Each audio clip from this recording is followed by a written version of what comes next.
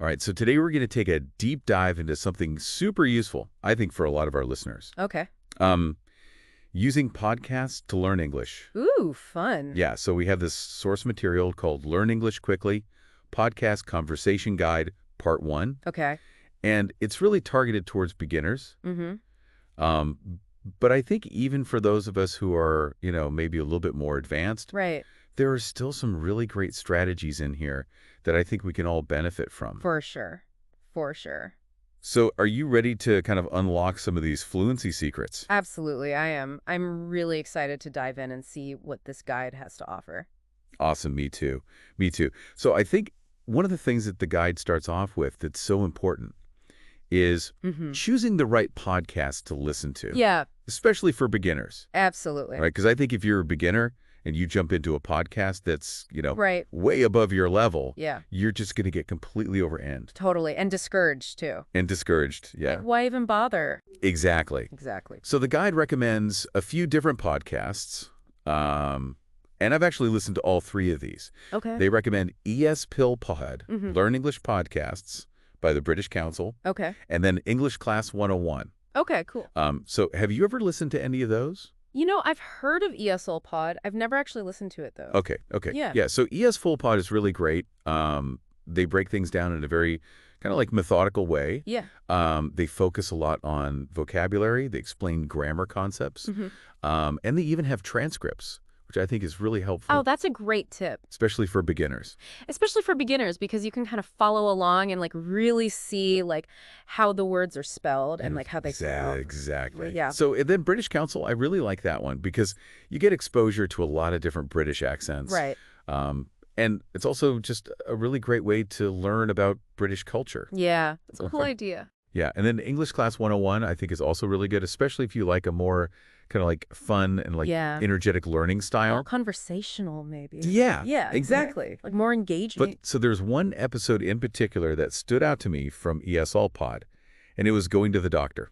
Oh, that's a good one. Yeah, right. That's so practical. Yeah, because that's something that, regardless of your English level, Right. you're going to need to be able to do at some point. For sure. And it could be intimidating, I think, for a lot of people who are learning English. That's a situation where you really want to feel confident. Totally. And you can communicate effectively. Yeah, so learning that vocabulary through a podcast, I think is a really cool idea. It's empowering, right? Yeah. You feel like you can handle yourself in that situation. Exactly. So, okay, so we've got our podcast lined up. We know what we want to listen to. Okay. What do we do next? Well, one of the things that the guide really stresses is that it's not enough to just passively listen to podcasts. Oh, for sure. You really have to be an active listener Yes, if you want to get the most out of them. like listening with intent. Exactly. You're really trying to engage with the material and understand it. So what are some ways that we could do that? Well, the guide breaks it down into 3 main steps. Okay. Listening for keywords, taking notes, and repeating and mimicking. Oh, okay. I like that. So listening for keywords, what do they mean by that? Well, it's kind of like when you read a news article, you don't necessarily read every single word. You kind of scan for the headlines and the key facts Yeah. to get the gist of the story. Yeah. So it's the same idea with listening to podcasts. Right. You don't have to get bogged down by every single word. Okay. Especially at the beginning level, just try to focus on the main ideas, Okay. the key concepts that are being conveyed. That makes a lot of sense. Yeah.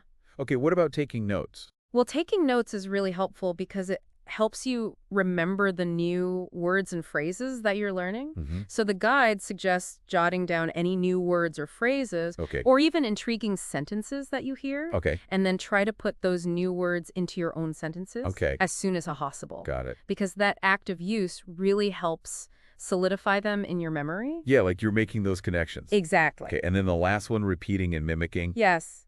I will admit, this one always felt a little awkward to me. I know, it can feel a little silly, Yeah. but it's actually really effective. Okay, so what's the reasoning behind that? Well, think of it like learning a new musical instrument. Okay. You wouldn't just read the sheet music. Right. You would actually practice playing the notes. Right. So it's the same idea with language learning. Okay. You need to actually practice producing the sounds. Okay. And mimicking a native speaker's is a great way to do that. Got it. It helps with pronunciation, intonation, rhythm. So it's like you're training your mouth Exactly. to make those new sounds. Exactly. Okay, cool. I Yeah. like that. So we're listening actively. We're taking notes. We're mimicking. Mm-hmm. Anything else we need to keep in mind? Oh, yes, the power of transcripts. Ooh, transcript. These are written versions of the audio, Right. and they can be really, really helpful. I used to use transcripts a lot when I was first learning English Oh, yeah, because it was so helpful for me to be able to see the words while I was listening and totally. kind of connect the sounds to the spellings. It reinforces that connection Yeah. between the written and the spoken language. Exactly. So how can we use transcripts effectively? Well, you can use them for reading along. You can highlight vocabulary. You can even practice your pronunciation by reading the transcript out loud. Okay. And you can find transcripts on many podcast websites Okay. or through apps like Spotify and Apple Podcasts. Oh, cool. Yeah. So it's easy to access? Sir. Now, the guide also mentions using transcripts to create flashcards. Oh, yes. Have you ever tried that? I have, and I highly recommend it. Okay. But here's the key. Don't just put the word and definition on the flashcard. Okay. Add an example sentence from the podcast. Okay. Maybe a synonym or an antonym. Mm-hmm. Even a little doodle, if that helps you remember. Okay. The more connections you make, the more likely you are to retain that word. Yeah, I love that. It's like you're creating your own study materials Exactly. based on content that you're actually interested in. Exactly. And you're more likely to remember something that you're interested in. Right, right. Okay, so we're listening actively, we're taking notes, we're using transcripts. Mm-hmm. What about actually speaking? Right, because you can't just listen to podcasts and expect to become fluent. Right, you have to actually use the language. You have to practice speaking. So what are some ways that we can incorporate speaking practice into our podcast routine? Well, the guide suggests a few techniques: shadowing, answering questions, and role-playing. Oh, cool. Okay, so shadowing. What's shadowing? So shadowing is basically repeating what the speaker says Okay, immediately after they say it. Okay. Like their shadow echoing their words. got it. And it helps you internalize rhythm, intonation, pronunciation patterns. It's like you're trying to match their pace in their tone. Exactly. Okay, cool. What about answering questions? So many podcasts, especially those geared towards language learners, Mm-hmm. will pose questions throughout the episode. Okay. And the guide suggests pausing the podcast and actually answering those questions out loud. Oh, okay. As if you were part of the conversation. I like that. Yeah, it's a great way to practice thinking and responding in English. Okay, cool. And then role-playing. Role I play. love role-playing. It's so much fun, Yeah. and it's a great way to practice different scenarios and experiment with different ways of expressing yourself. So, for example, I've done this with a friend before. Oh, yeah. Where we were pretending to order food at a restaurant. Fun. And, like, I totally messed up the pronunciation of croissant. But you tried. Yeah, and we laughed about it, but it was still, like, good practice. Exactly. And that's the key. Yeah. Like, don't be afraid to have fun with it. Don't take yourself too seriously. Exactly. Okay, so we've talked about active listening. We've talked about speaking practice. Is there anything else that we should keep in mind when we're using podcasts to learn English?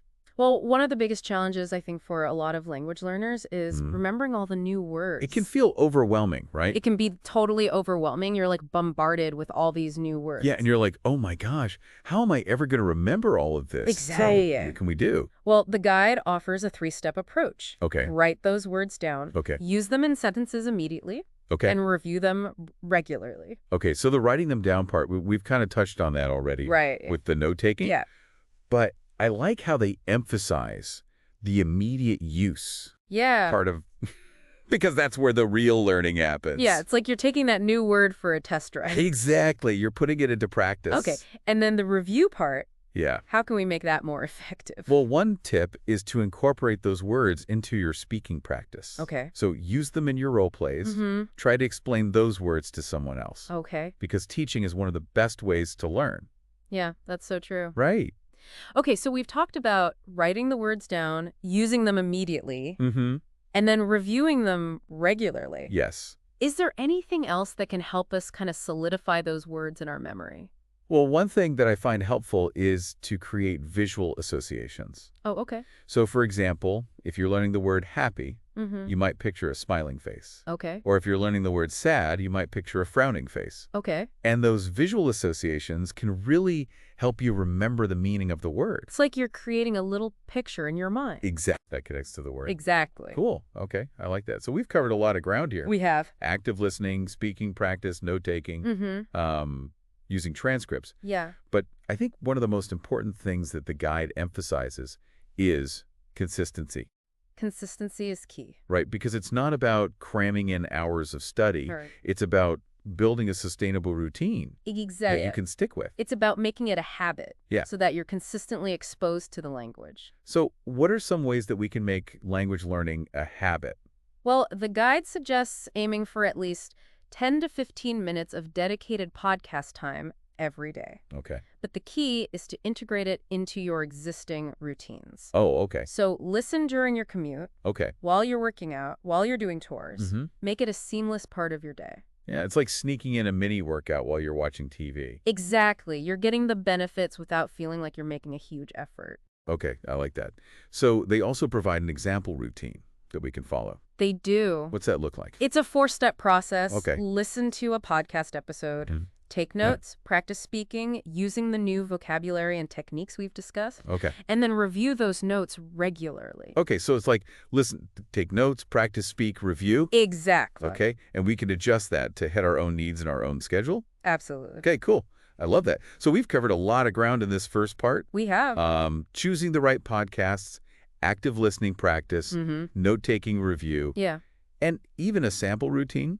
It's a lot to digest, but I think it's really valuable information. Yeah, I think so too. I think if people actually implement these strategies, Yeah. they'll see real progress in their English learning. Yeah, I agree. I agree. And there's so much more that we're going to cover in the next 2 parts of this deep dive. Oh, yeah, we're just getting started. So be sure to tune in for those. We've got lots more fluency secrets to unlock. Yes, we do. So welcome back for part 2 of our deep dive. Ooh, part 2. This is exciting. It is exciting. I love this topic. I think it's so relevant for so many people. Yeah, and we covered so much good stuff in that first part. We did. We really laid the foundation. Yeah, we talked about choosing the right podcasts, Right. active listening strategies, Yes. speaking practice. Absolutely. But now I want to dive even deeper. Okay. Like, what are some techniques that we can use to really take our skills to that next level? Yeah, like how do you go beyond the basics? Exactly. So one of the things that we touched on in the first part was the importance of consistency. Right, like establishing that routine. Exactly. But, life happens. Oh yeah, tell me about it. It's not always easy to stick to a schedule. Especially when you're trying to juggle work, family, social life. Right. It can feel like there's just not enough hours in the day. Yeah, so how do we make time for language learning? Well, that's where the beauty of podcasts comes in. Okay. They're so flexible. Yeah, you can literally listen to them anywhere. Exactly. On your commute, while you're working out, while you're doing the dishes. Folding laundry. Exactly. You can just pop in your earbuds and get your language learning in. So it's like multitasking for your brain. It is. It's like you're getting a workout for your ears. I love Okay, so let's say we found our perfect podcasts. Okay. We're listening actively. Mm-hmm. We're practicing our speaking skills. Yes. We've even got that routine down. Okay. But how do we refine those skills even further? Yeah, like how do we start to sound more like a native speaker? Exactly. So that's where we start to focus on specific areas that might be challenging for you. Okay. For example, pronunciation. Oh, pronunciation. That could be a real struggle for a lot of learners. It can be, but it's so important. Because if people can't understand you, Right. then it doesn't really matter how much vocabulary, Exactly. So the guide offers some really great tips for improving your pronunciation. Okay. I'm all ears. Lay them on me. All right. So one technique they recommend is breaking down words into individual sounds. Okay. So instead of trying to pronounce the whole word at once, you isolate those tricky sounds Okay. and you practice them separately. So it's like you're breaking the word down into little chunks Yes. and then putting it back together again. Exactly. And the reason this is helpful is because English has a lot of sounds Mhm. that might not exist in your native language. Right. So it takes time and practice to train your tongue and your ears. To make those new sounds. Exactly. Okay, so we're breaking down the words into sounds. Yes.